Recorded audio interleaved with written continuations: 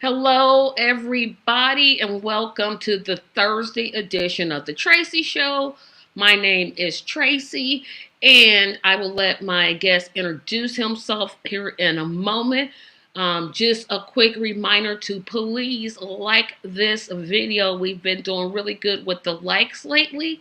So if you keep liking my videos, they will show up in the algorithm, which helps me out a lot. Please subscribe. I am 6 subscribers away from 200. Six. I need this many. This Do it. many. Do it, Six. people. 6 people to just go ahead and subscribe. Subscribing costs nothing. Get her over Please. the hump. Yes, listen to Alan. Yes. Also support me on Patreon. Support starts at $2 per month, which is 50 cents a week. Would appreciate that. And I am going to be announcing several times during the show that you'll see it, that I'm having a subscriber and Patreon drive April the 22nd, April the 23rd, April the 24th, April the 25th, and April the 26th. Each of those days, I will be going live at 7:30 p.m. Eastern Standard Time.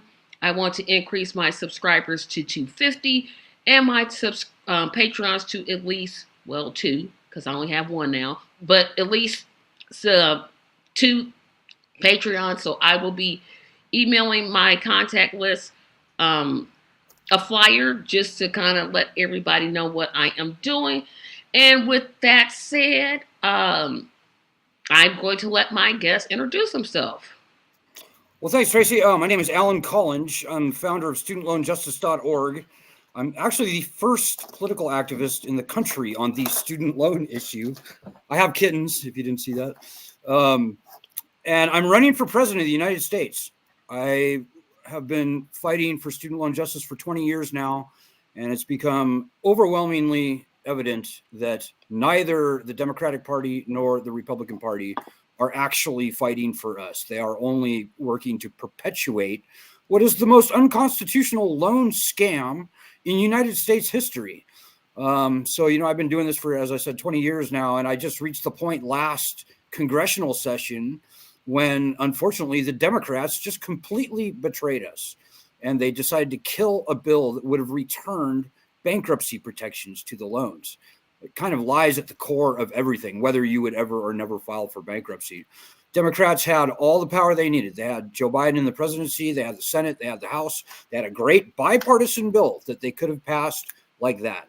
And at the 11th hour, actually the 12th hour, right as the session was expiring, they chose to abandon the bill. So running for president may sound unlikely, but it is the only logical step that I can think of to take to put pressure on both parties. And by the way, I can win. There are 40 million student loan borrowers out there in the country who will never be able to repay their loans. I know Biden says some very friendly things, but the fact of the matter is Biden could cancel the loans that he's canceled forever. We'd still be adding 1.7 or 8 trillion dollars in student loan debt onto our backs every 10 years. The Democrats are faking it. Joe Biden is faking it. And so I'm here, and you can see my other stuff at collingeforpresident.com. So you already answered the question, why president? And I'm glad that you said that about Joe Biden faking it, because so many people I've heard talk about, well, he gave, and we're going to get to other issues because you can't just be a one issue candidate. I agree. Yep. Mostly your student loans, so we're going to just talk about student loans for the majority. But that he's faking this. He literally had the ability, you say through bankruptcy, and I say, just sign it. Just go ahead, sign it, and cancel the whole thing. Well, that's the most important point. I actually started the petition that ignited the whole conversation about canceling student loans by executive order. The Higher Education Act gives the president and the secretary all the authority they need to waive, compromise, release every nickel of federally owned student loan debt. That's like 90% of all student loans. Joe Biden could have done that. He decided not to. The loan cancellation that he did try was through some strange HEROES Act from 2003 that only applied to a national emergency. He used the wrong law, and he did it on purpose because he I'm so knew. sad. That's what I want you to get at. Yeah, Because if everybody remembers, he canceled the emergency on COVID, right? And then he used that same act to try to give $10,000 to be forgiven. And I'm like, I don't.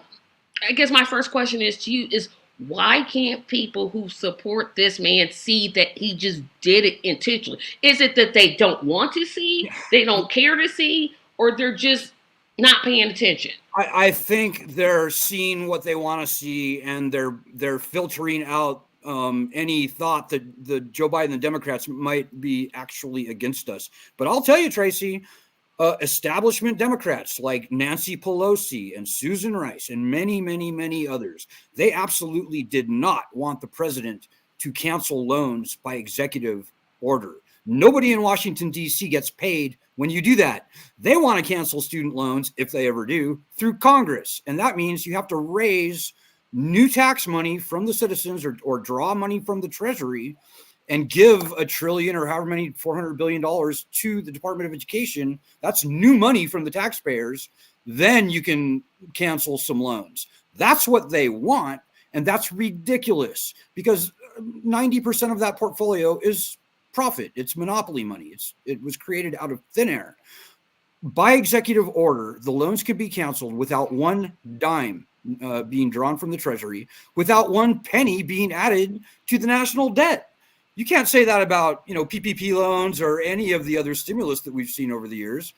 It's a very elegant and I would say urgent and I would even say unavoidable solution. Because right now, Tracy, 80% of all student loan borrowers, the loans have been turned back on for 6 months now, 80% of student loan borrowers are not making payments on their loans. So what do you call that? It's a failed lending system. And I suspect that the 20% that are, most of those aren't making the minimum payment due. Yeah, I would say that probably at least half of those people still have increasing balances. So we're talking about 90% of all student loan borrowers are never going to be able to repay their loans. The dog is dead. It's right. And keep in mind this, and I'll have you talk about this in a little bit. That's for people who haven't defaulted on their loans. Well, that's by and large right. So right, he didn't even talk about the people who the 10,000 won't even apply to those that have defaulted. Well, yeah, and first of all, the $10,000 is nonsense in the first place. I mean, if you look at the worst hurt borrowers, maybe they borrowed $20,000 20 years ago. Today, they owe, $150,000, often despite having repaid 10, 20, even more than they originally borrowed. $10,000 isn't going to do anything for those people.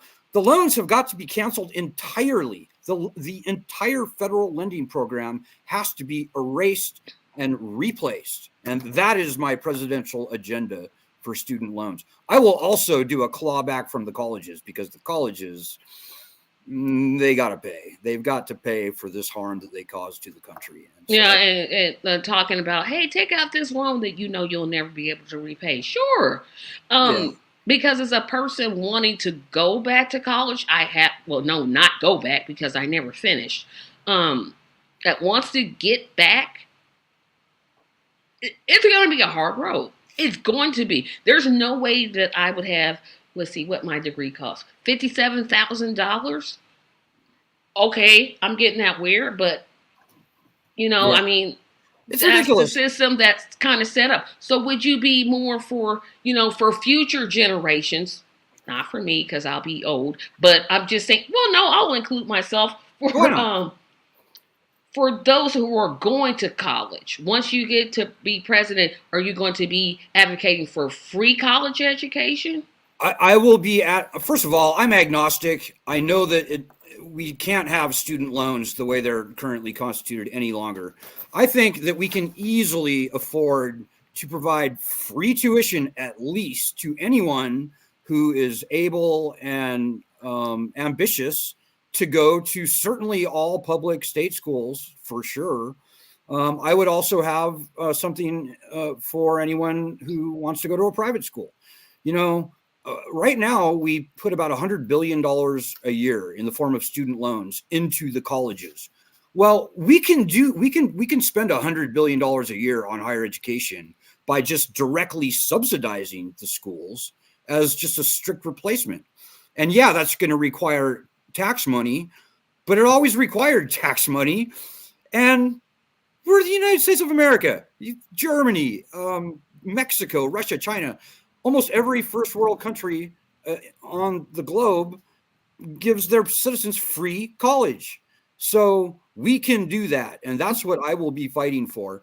You know, I'm open to some sort of a debt situation where there is a very simple, regimented way. So if you use the public subsidy to go to college, maybe you pay a couple % more on your income taxes every year for a set length of time, regardless of how much you earn, no matter how your life goes, good or bad.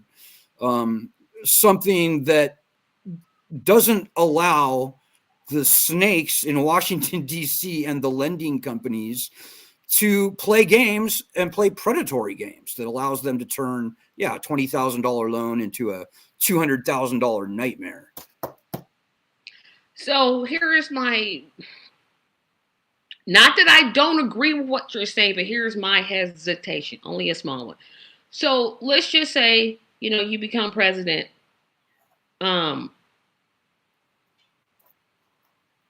And you get in there, and then what happens, because I remember this happening when Joe Biden used that awful provision to make this law. Immediately, the states pulled one of two things. One, they said, okay, if you get $10,000 forgiven, we're going to count it as income. That was the one thing they said, because Indiana wanted to do that. And then the number two thing they did was to say, we're just going to sue because people should be responsible for the loans that they take out. How do you get, what is your plan to get around those two things? You know, they can sue, and certainly they will sue. By the way, I'm not going to cancel 10,000. I'm going to cancel every nickel of federally owned student loan debt. But as I said, Joe Biden used the wrong law. I will use the right law, which is the Higher Education Act, Section 1082, A6. Very clearly, unambiguously gives the secretary very clear, broad authority to waive, compromise, release the debt. Biden didn't use that. I will. And I will demand that at least two of the Supreme Court justices, being Alito and Clarence Thomas, they recuse themselves because they had clear and blatant conflicts of interest by taking gifts, cash, and loans from people like Harlan Crow, other billionaires who had an active opposition to student loan cancellation. And by the way, if and when I'm elected, and I think I actually can win, and I'll tell you why in a minute, it will happen. That will be a groundswell, overwhelming. When a guy like me wins the presidency on the basis, first and foremost, of canceling student loans, it will happen. So here's, and again, I definitely agree with you 100% in this, but my only, again, hesitation is this, because I haven't heard, and maybe you said it and I didn't quite register it. Yep. Like when you forgive those debts for the current college students. Oh, right. The state tax thing. No, not the state tax thing, because I want you to come back to that. Yep. But what happens to, I don't hear the plan for the defaulters. Right. Are you including the defaulters in that forgiveness? That's my question. Absolutely. Everybody that has a federally owned student loans. What I would do as a practical matter is I would probably put the colleges on direct funding. So instead of giving them $100 billion a year in student loan funds, we give them something less than that, quite frankly, like maybe $80 billion a year to operate as they had previously on an interim basis. And then I will task Congress with coming up with a realistic, a fair, rationally priced higher education financing model that hopefully won't include any sorts of loans. But, there are other things that I can do as president, Tracy. I can, by executive order, essentially return bankruptcy rights to the loans, and by ordering the Department of Education to stop opposing student loan borrowers. We pushed Joe Biden to do that over his first 3 years of his presidency. I had assurances from his Undersecretary of Education, James Cavall, from his campaign manager, Greg Murphy, that they would do that. They didn't do that. They did something very, very different. So like I said, the Biden people have been faking it. I will not fake it because, as I said, it's the issue that's most near and dear to my heart, and I know how to solve it. Yep. And now you can answer the question about the states wanting to use it as income. Well, there's federal supremacy, where federal law can override state law. And certainly if that was required, I certainly would push Congress very hard to waive any state taxes on that debt. That's just ridiculous. It's nonsense. Did people pay taxes on PPP loans? No. No, they did not. So absolutely did not.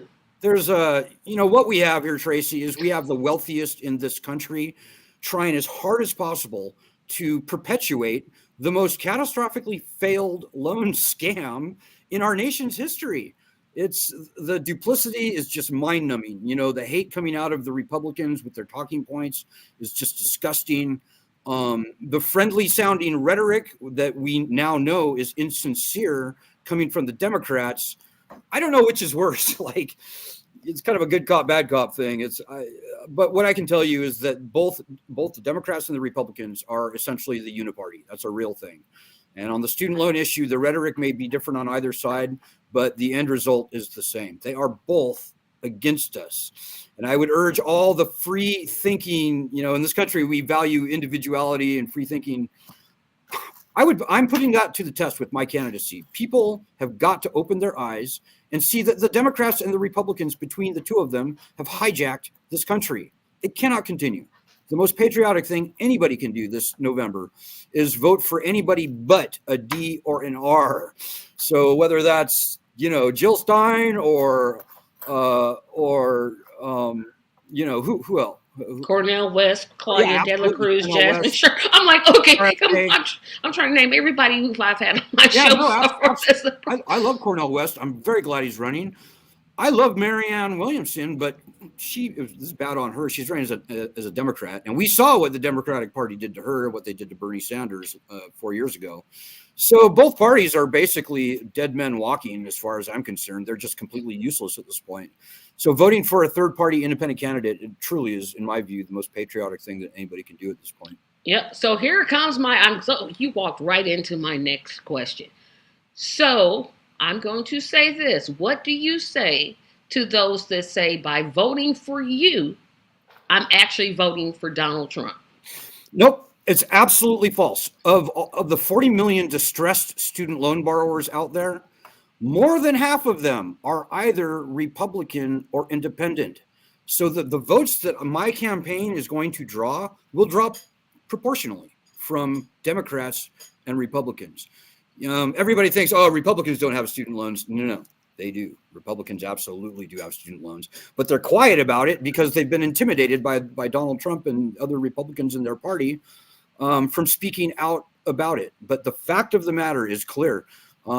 Not only are most student loan borrowers either Republican or independent, most student loan borrowers are over the age of 35, not under. So a vote for Collinge is definitely not a vote for Trump. It's not a vote for Biden.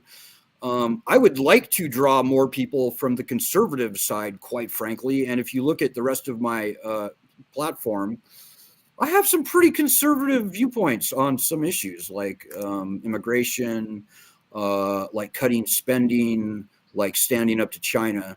So there's a lot in my agenda that a conservative could like.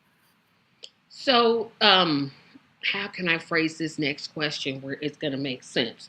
So one of the things I always ask candidates, and I'll set it up like this. I get into several issues and I just basically ask you what you think of them. Sure. But before I get into those issues, are you running as an independent? I'm running as an independent write-in candidate. Okay. If you look at my website, I say bring your pen to the polls, because that is how this is going to happen. Yeah. So here comes here now. You and be proud to be bringing your pen to the polls. Here's how I'm going to phrase my next question. Yep. Because we know that ballot access laws, all the people we just named as independents, they're all going through the ballot access so that their name actually appears on ballots. Some states, some additional party candidates have created their own parties so that they can get around the ballot access laws of the state. As a write-in candidate, I can imagine two challenges for you. One, your name isn't easy to spell because I had to look it up twice. I know, that's true. And second, how do you get people to remember your name when they're going into the booth to vote? Well, this is what the grassroots is all about, Tracy. I mean, I think most people out there who are losing sleep at night over their student loans, they will do a lot of extra effort to make sure that they get that they vote and that their vote counts. And I think that they are, once the campaign really takes off and people understand what I'm all about, I think they will make the extra effort. Although obviously, and this is true for Cornell and RFK and others as well, Jill Stein, we can't count on the media. All that we can count on really is word of mouth, because the media is as bad as the uniparty. The Democrats and Republicans control the media for all intents and purposes. And this is really the wealthy people. This is really the oligarchs that stand behind all those things. We cannot count on the media. The media is not going to win this election for us. The only thing that's going to win this election are when 40 million freaked out student loan borrowers write me in and make the extra step and tell everybody they know with student loans to do the same thing. Now, is this a one-person operation, or do you have a team of volunteers? Oh, we've got a ton of volunteers out there. Obviously, I only announced in January, so we're sort of getting off the ground now. But I would urge everyone just to come to the website and check it out. Come to our Facebook, follow us on Twitter. And if you want to volunteer, we absolutely can use you. And, the founding fathers are on our side. And this is probably the most noble, most patriotic thing that anybody can do, in my view. Because if they can do to other loans what they did to student loans, Tracy, they will. And, tomorrow it'll be credit cards are similarly non-dischargeable in bankruptcy. A medical debt. I hear whispers all the time of people who'd love to make medical debt non-dischargeable in bankruptcy.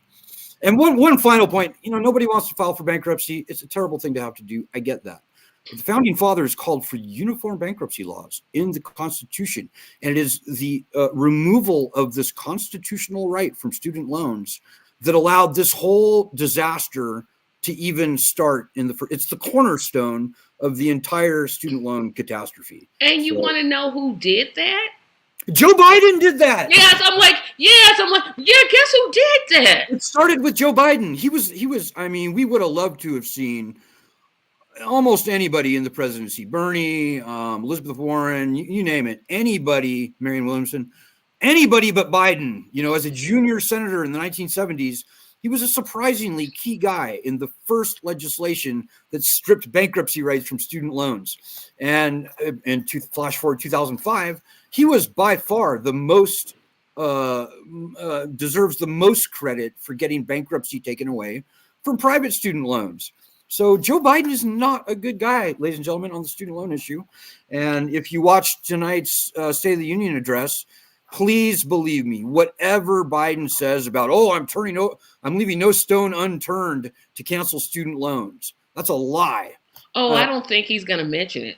I think he will. I don't. I think he's got two, and we're going to get to this issue down in a little bit. He's got the Gaza situation that's going to tank his presidency. That's his main problem, and I think that's what he's going. I'm not going to watch it because, like you said, everything out the man's mouth is a lie. Where are the $2,000 checks? Where's the student? I remember a specific problem getting back on student loans where he literally said to black students, if you go to a historically black college, I will eliminate your loans. Yes, he did say that. Why are they still paying loan payments? He said that. And, I can only tell you, Tracy, black people have been hurt so badly by these loans. 80% 80% More than of all anybody else. Yeah, more than by a lot. By a lot. Their default rate has always historically been terrible. The amounts that they borrow, the percentage of African Americans that have to borrow, and just look at some of these terrible schools out there. They advertise on TV. They spend more on advertising on television than they do on teaching and learning. These people target African Americans, and in particular, African American single women and mothers.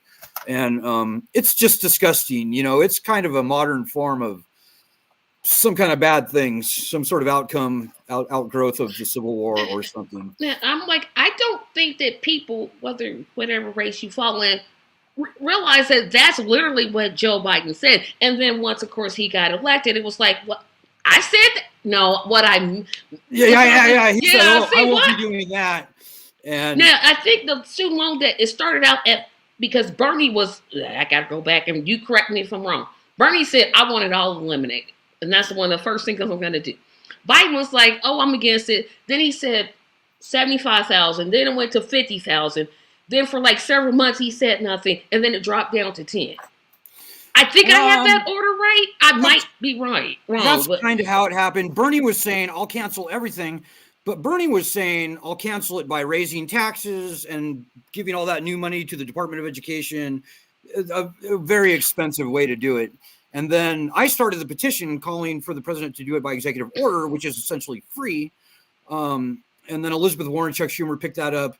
And then by the time Elizabeth Warren dropped out, Joe Biden had adopted much of her student loan platform, which included canceling $50,000 by executive order. It was 50. I thought it was 75 for some reason. I'm like, yeah. I thought it was 70. Okay. You know, Joe Biden said so many things during that election. I know, it's hard to keep track of the lies. I'm like, wait a minute. He said there, but then it was but suffice it to say, he did none of those things. Yeah, he did none of what he said. And he never wanted to either. He was disingenuous as I'm so glad you said that. If you say nothing else, which is why I do shows like this, when I speak to candidates, they all say the exact same thing. Number one thing they say is both parties are the same.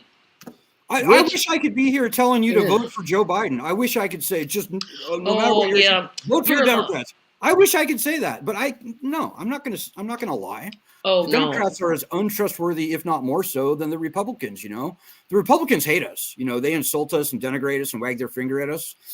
But at least they're being honest. Like the Democrats are like, no, we love you, we're fighting for you. And it's just not believable. And last congressional session was the nail in that coffin for me. That was what clinched it. And that's why I'm running for president, by the way. It was because it's odd that this kind of like, because I remember the other two times I previously had you on where people seemed to really respond to what you were saying. But then you ask them, well, who you're voting for? Well, Biden, because he's not Trump. And I'm like, did you listen to anything that Alan was saying? Did you listen? Because see what he was saying. You know, the fear of Trump is so strong. But I mean, let's think about this. We just got through. That's what I call it, Trump-phobia. We just lived through 4 years of Trump. And the first 2 years, he had full control of House and Senate. We just lived through 3 years of Joe Biden. First 2 years. Full control of House and Senate. Did the world end on Trump's first 4 years? No. I mean, it wasn't great. It was no picnic. He sucked. But the world didn't end. And, you know. No, but it's democracy. We have to protect democracy. This thing we actually don't have. But I don't buy any of that nonsense. You know, people on the TV, they want to make sure that we vote either the D's or the R's. They can't stand the thought of people thinking for themselves and voting for the candidate that best represents their values. And neither the D's or the R's, I mean, I see them as vestiges. What is it? Like your appendix? It's no longer even useful. Like, I think both parties at this point are a bigger danger to the country than they are a help to the country. I just, we're not gonna be able to progress this country with the two parties that are in charge. And I think everybody knows that, but I just hope they wake up.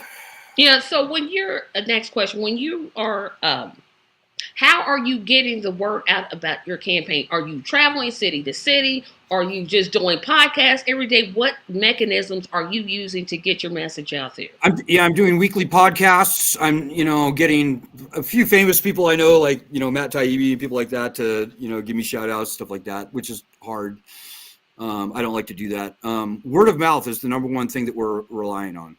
I do weekly podcasts, and the thing that I repeat most is tell everybody with student loans about this campaign. Have them look at our argument, why I can actually win, with RFK and, Jill Stein and Cornel West and other people that I think will be pretty serious candidates. I think 40 million votes can actually win this election this time around. And so, people have student loans, whatever they think of my chances. I mean, ideally, I would love to see either or both parties solve this student loan problem before the election. But I can tell you that there is a 0.0% chance of that happening unless we put significant pressure through this campaign and however else to make that happen. The Democrats will not fight for us. Neither will the Republicans. I think there will always be this promise. And as I stated before, if I don't state this again, if you believe whatever the two parties are promising you, I have planet Neptune to sell to you. I will sell it to you for $29. It's yours, because they aren't people of their word. They don't keep it. They don't plan on keeping it, especially the Democratic Party, who, yes, I get criticism for attacking them the way that I do, but I'm in your camp. The Republicans tell me exactly who they are. They don't lie about it. They make no bones about it. But the Democrats, I'm a lot harder on, because they pretend to be on the side of the working poor, and they're not. You wonder why Hillary Clinton lost that election in 2016? It was because of the insincerity of the Democratic Party. And did they learn their lesson? No, they doubled down on insincerity, and their agenda now is faker than it's ever been. And only because Donald Trump is such an unlikable bastard. No, I remember. In a lot of people's opinions, in my opinion, he's the least politician type. He's a hard guy to vote for. I think even if you're conservative, he kind of got. He's pretty. Well, he had 75 million votes the last time. Well, that's true. He did, and the fact that he was able to beat Hillary, the fact that some people say won in 2020, but whatever, it was a very close race. The fact that kind of this huckster, used car salesman, slumlord type of guy like Donald Trump can even be competitive in an election like that. That speaks volumes about how terrible the Democrats are doing their job. No, you're wrong. It's Jill Stein's fault, because her less than 1%. It's Rob Nader and Jill Stein's fault. Yeah, right? It's always the third part. It's always the additional party's fault. It's always don't look in the mirror. To point your finger out there than to point it at yourself. And don't do any type of self-reflection. Just do this all the time, and it's like, I could go on, but I'm not. This is your interview. That's what they did in 2020, and that's exactly what they're doing now, 2024. And everybody's just like, what? No, they did it in 2020. They did it in 2016. They did it in. They've always done this. Yes. Whenever they anoint a candidate, look at the Democratic Party. 85% of Democrats did not want Joe Biden to run. 85%. But yet, on the Democrats' website, if you go to it and check on the media requests link, the first thing they say is, we're going to elect Joe Biden and Kamala Harris. No primaries, no debates, no anything. But he's the incumbent, so he has that right. No, there's nothing. No, that's not how democracy works. Yeah, that's not quite how it works. They talk about wanting to save democracy. I didn't see any democracy in the Democratic primaries. I saw Marianne Williamson get completely knocked off many ballots, in fact, in Florida, other places. It was a coronation for Joe Biden. It speaks for itself. I can only hope and pray and beg, particularly the younger people. Like, I never realized how corrupted and terrible both parties were till I was probably in my late 30s, maybe early 40s. But I would just hope that people would take our word for it that if there's any ability to fool us, the Democrats certainly, and even the Republicans will take that opportunity to fool Yeah. us. So before I move on with my next round of questions, we're going to get to some comments. And if you're watching this, please comment. Like I said, I don't go to the comments as they come in. I save them for certain portions in the show. This is one of those. So we'll go to the first one eventually. Hopefully. Okay, so Thea says America was fine with free state college before desegregation. I wonder what changed. Such a mystery. That's a great point. Prior to 1965, college was essentially free. The government subsidized, certainly the state colleges, nearly 100%. You could work your way through college by, working a part-time job in the summertime. 1965 Higher Education Act came around. All of a sudden, student loans became a thing. And there was something called the Powell Memo, which is an advisor to Richard Nixon. They were very afraid of what they saw happen in the 1960s with the civil rights movement, the peace movement, other movements. And lo and behold, all of a sudden, the price of college started to skyrocket. And you look at the people who are even now today most hurt by these loans, targeted by the worst of the bad schools, it's African Americans. And I can tell you a lot of things that I know. I'm not a conspiracy guy. I don't say anything I can't prove. But I will just note that the probably number one chief architect of this student loan scam, guy by the name of Albert Lord, and he's not the initial guy, but he deserves the lion's share of the credit. He has, let's just say, some very interesting revisionist views about the Civil War, its causes, and his thoughts on slavery are quite interesting. I'll just leave it at that. Yes, please do, because I don't want to lose. I don't want to race bait. I don't see the student loan issue as any kind of a racially divisive issue, and in fact, I see it as a very unifying issue because we're all hurting. We're all hurting. All of us are hurting. DC, the only color they care about is green, and it's hurting people of all races, creeds, and colors. Yeah.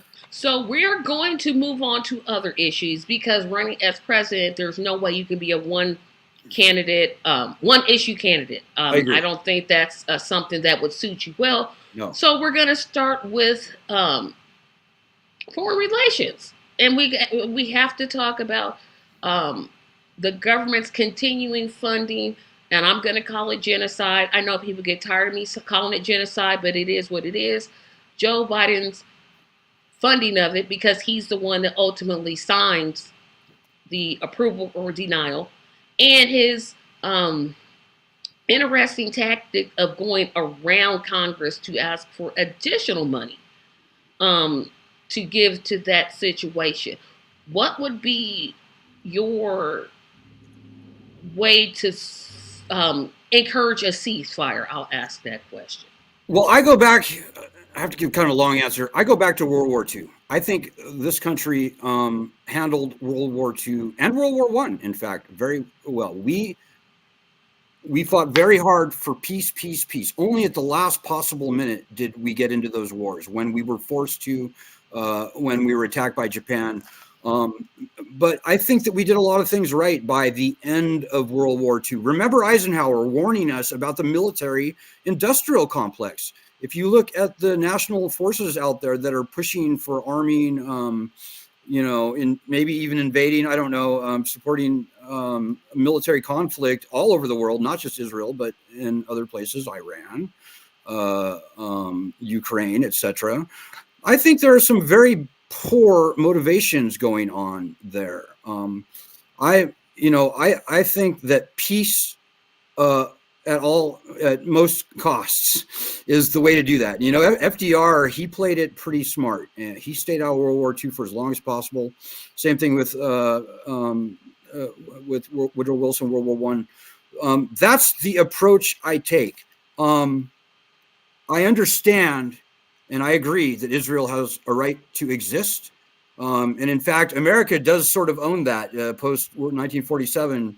We were a key defender, proponent of the formation of Israel.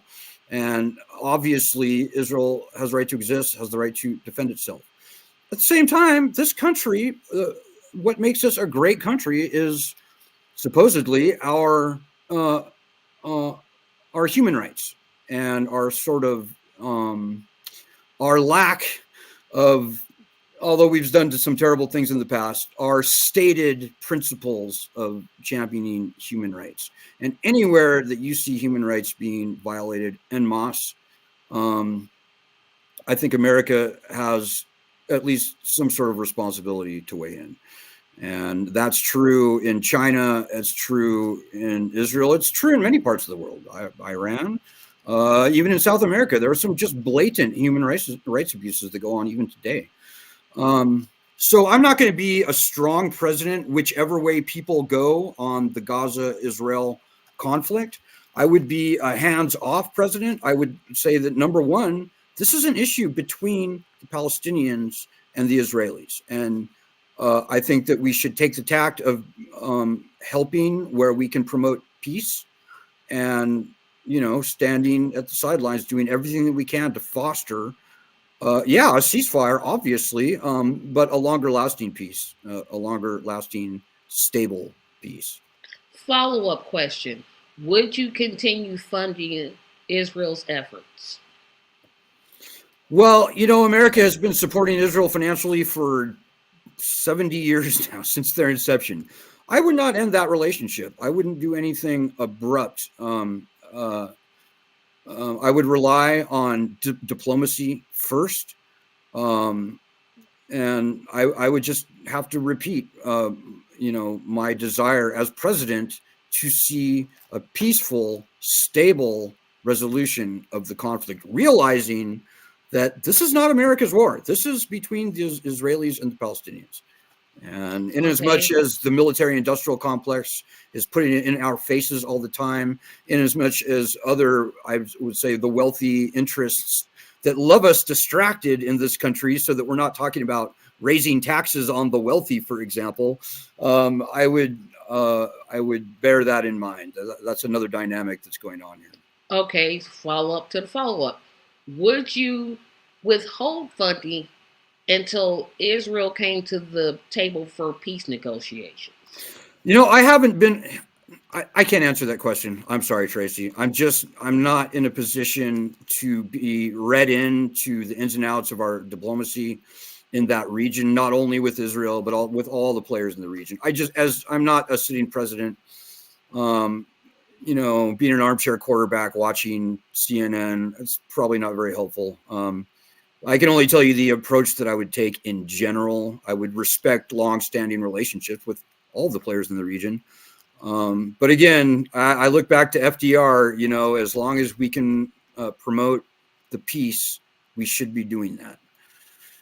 Okay, so I think you've pretty much answered my questions on Ukraine, because that kind of lies in with the other answers. So we can move on to domestic issues. The economy, it's in the trash. I know people want to say jobs are created, and I'm going to do a whole separate video about jobs at Starbucks. About why the unemployment numbers are fake. Well, that's a good word for them. Thank you very much. But what would you do in general to encourage economic development? Number one, and again, I always harken back to World War II. I think that this country really had some good things going in World War II. At the end of World War II, our national debt was 125% of our gross domestic product. It was massive. Today, our national debt is, again, 125% of our GDP. What did we do then? We taxed the wealthy at a 90% rate for the highest tax bracket. We need to begin taxing the wealthy. And by the way, how did the economy do after World War II? The economy thrived like never before. So that kind of is the first point of my policy agenda. We've got to raise taxes on the very wealthy. So up to $2 million, I would make no changes in tax. Above $2 million, yeah, we start getting up to 50%, 70%, even 90% taxable tax bracket, with some write-downs, obviously, but roughly the same thing that we did after World War II. Second thing I would do is raise the minimum wage. $15 an hour was 15 years ago. The minimum wage today should be, I would say, $25 an hour is reasonable. Actually, minimum wage is $7.25. Yeah, minimum wage is $7.25 today. A lot of people have been fighting for 15 for about 15 years now. I think that we need to fight for 25 and settle at around maybe 22 or 21. That has got to happen. We had a very robust minimum wage with regular increases since the 1950s. A guy in the 1950s, one earner could provide for an entire family, own a car or two, and ultimately buy a second house on one person's earnings. Obviously, we can't duplicate what happened in 1950s, but we can get back to that. And it begins with returning capital to the poorest among us and the middle class as well, and getting rid of this very nationally threatening wealth disparity that is strangling this country. And quite frankly, I would also do a wealth tax. I would look at people like Elon Musk and, corporations and trusts and even colleges who are sitting on tens or even hundreds of billions of dollars. And I would find a way to tax that. Obviously, I'd need Congress, but I think that we should do a wealth tax. Elizabeth Warren was talking about a couple cents, I think, per year, and I think that's pretty reasonable. I think between raising the highest tax rates, adding new tax brackets, doing a wealth tax, also doing a tax on Wall Street trading transactions, there's no good reason we can't completely reverse our fiscal situation. We can pay off our national debt. We can fully fund Social Security and healthcare. And canceling student loans costs the government nothing in the first place. But if you're worried about that at all, we can provide free college going forward with the probably $2+ trillion in revenue that we'd be getting in from all those taxation on the wealthy measures that I just mentioned. We can also reduce spending by quite a lot. I don't think we should cut spending like we did after World War II. That was like 75%. But I think we can trim spending. I think we can trim federal spending by 10 to 15%. And that's without cutting any jobs. That's just cutting out the overpaid administrators in Washington, D.C., et cetera. And I think between the two of those things, we can have a very robust, thriving, well-paying economy where people can get ahead. The next issue that never gets any press coverage, and it really, really frustrates me, is the rate of homelessness has increased in this country under the Biden administration exponentially. It's way higher than it was under Trump. The people who are watching who say I criticize the Democrats too much, they can miss me with that. Facts are facts and opinions are opinions, but what I am speaking of is facts. More people are either homeless, or they're living with family, or they're staying in hotels, or there are some stories I've read is where people are actually sleeping in their cars outside of the places of their employment. We have probably, yep. Yeah, it's just, I don't know why this issue doesn't get as much publicity as I believe it should. I haven't heard either Trump or Biden talk about it because I don't think they care, basically. I don't see how you can not care. I've driven all across this country many, many times, crisscrossed it probably 24 times in the past 10 years. And I can tell you firsthand that the homeless that I see up and down the West Coast, up and down the East Coast, and even in the interior of this country, it is like nothing that I've ever seen in my 54 years of life on this planet. It is so bad. And there's a couple of contributing factors that I would like to point to. Number one, wealthy investment firms are snapping up 20% of the real estate. So every 5 houses that sold, one of them is bought by a corporation probably based in Manhattan or Chicago or San Francisco.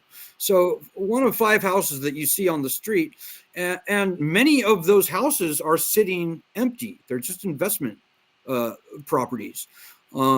If you think that doesn't put a squeeze on housing and allow the landlords to jack the rent and force people out of stable living situations, you're wrong. That's happening.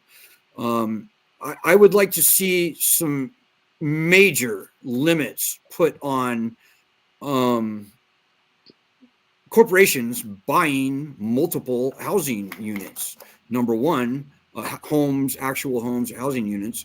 But again, I kind of get back to minimum wage too, because I actually was kind of homeless fighting for student loan justice was very difficult for me for many years. And in a couple of rare instances, I found myself without a place to stay at night. And, I can tell you, living in desperate poverty like that sucks ass.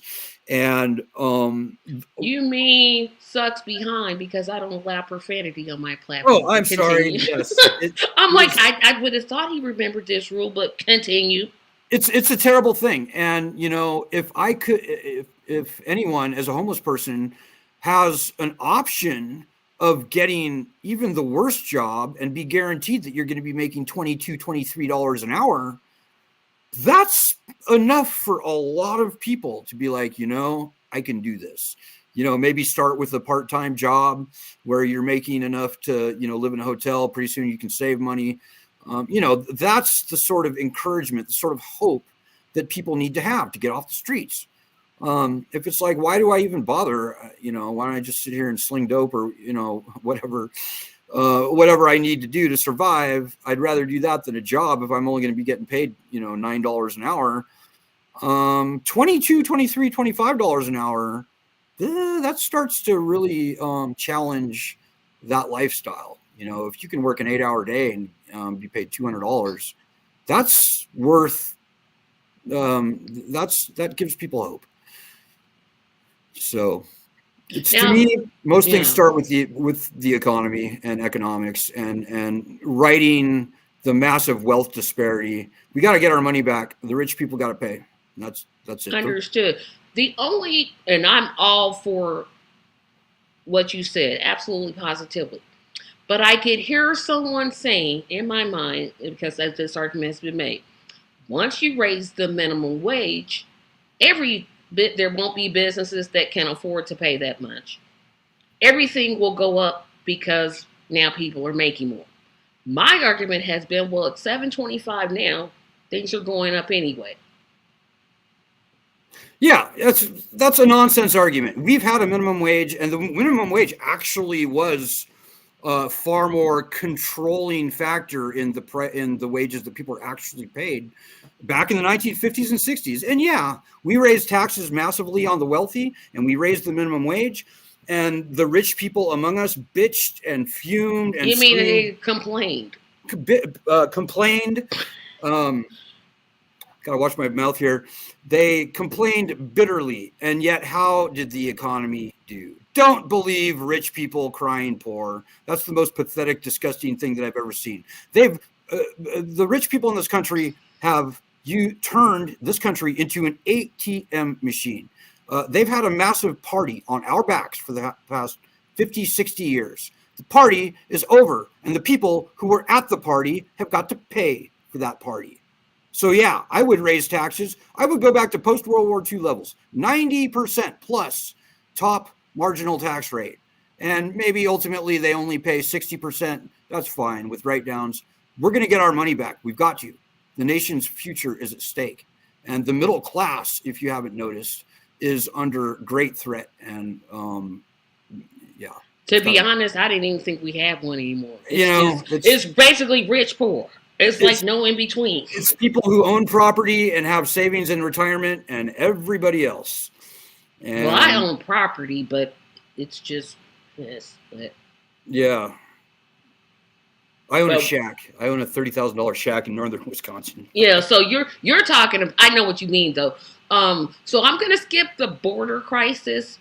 Well, I would secure the border. I think Trump is right on that. I would kind of lean that way. Okay, so you're for the wall.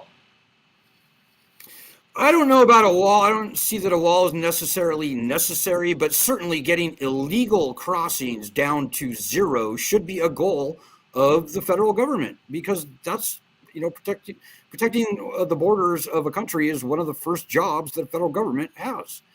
And Okay. maybe we need to increase immigration quotas a bit. I think we definitely need to come after visa overstays. I would have some compassion for people who are in the country for, let's say, 10 years or more. But certainly Trump is very right. He's tapped into a very strong feeling. And, having 3 million people flooding our borders every year is just not. Well, here's, to be honest, the problem I have with the border argument, and maybe you can speak to this. The people who are crossing not because they want to come to America, because America is this great beacon of hope. It is not. It's because America has intervened in their countries to the point that they're overrun with drugs, they're overrun with poverty, they're overrun with hunger, environmental pollution. They have all of those factors that are making them come. Because most likely those people want to stay, they want to stay where they're at, but because we've intervened in overthrowing governments, installing our rules, that's making them come. So personally, I I don't disagree with you. yeah, I have to admit, what we did in Guatemala and so many other South American, Venezuela, Brazil. Venezuela, I could just literally name all the countries in pretty South much all of America. them. And you've seen some I'm like CIA known over Brazil, the years. Yeah. Colombia. No, Um, it's very true. But I have to keep it simple as president. I can't make up for all the past ills that this federal government has done to this continent and others. But I can control the borders, and that's a job that I think has gone really abandoned for quite a few years. And like I said, I'm open to an increase in the legal number of immigration visas that we issue every year.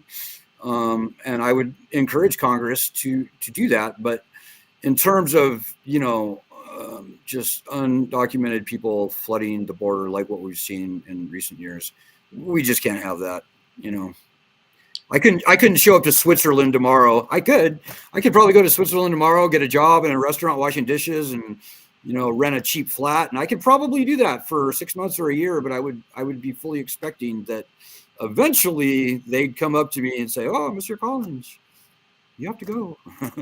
That's kind of the way the world works. next to last question. And I haven't brought this issue up in a long time, long time. Reproductive rights. I'm not touching reproductive rights. I'm sorry. I will not be a strong president one way or the other on that. I think that philosophically, that is not an issue that the federal government is very good at solving. So you think it should be a state's issue? Well, it is a state's issue. And as president, I don't think that people should vote for me because they think that I'm one way or the other on abortion. Okay. So let me think of one I could ask you about. I would say this, that if a bill came across my desk, and I don't think it will, I honestly don't think that Democrats or Republicans have the interest to present the president with a bill on abortion either way. But if it did, I would err on the side of personal freedom.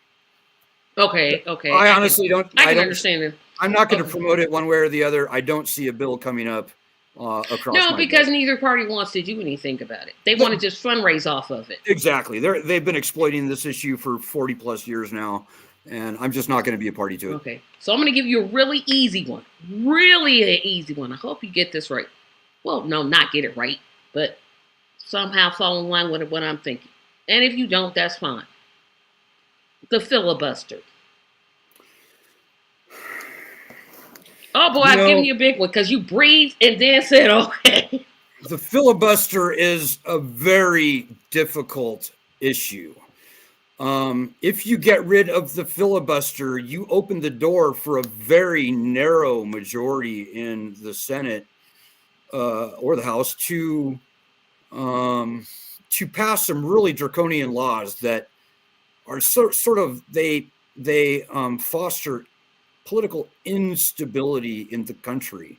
So if the Republicans get a razor's edge majority this coming election, I don't think they will, but if they do, all of a sudden they're going to ban abortion, like outright ban all cases. And I shouldn't have even mentioned abortion because I said I wouldn't, but you kind of get my point. Where we They'll could expand gun rights. we could see some very radical. No forgiveness of student loans. Blah blah. Yeah, exactly. They could turn this place into a police state if they wanted to, with just a razor thin majority in the House and Senate. So I think there's a place for the filibuster. More than anything, I would like to see all of our elected representatives quit being beholden to the wealthy. I mean, honestly, I would hope that at some point very soon, hopefully this coming election, but who knows, I would like to see everyone start to vote for anyone other than a D or an R, and people who are clearly working for the interests of the wealthy.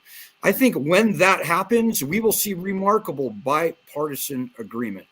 So I don't know that I'd filibuster. I will tell you this, though. If and when I'm elected president, if I cancel student loans, if the Supreme Court finds against student loan cancellation based on these partisan oligarchical lines, I will strongly consider packing the court. And I wouldn't pack it with conservatives or liberals. I would pack it with people I think can do the job, unlike every Supreme Court appointment we've seen over the past 20 years, which no, they're all political. I'm so glad you said packing the court, because I'm like that's a way that Biden literally could have solved all of these student loans. Biden could have done anything he wanted. No, I mean I'm specifically talking about that particular issue. And you know what he said? That's not an option. I'm like, the people. Exactly. I literally want to talk to every Joe Biden support and just ask why.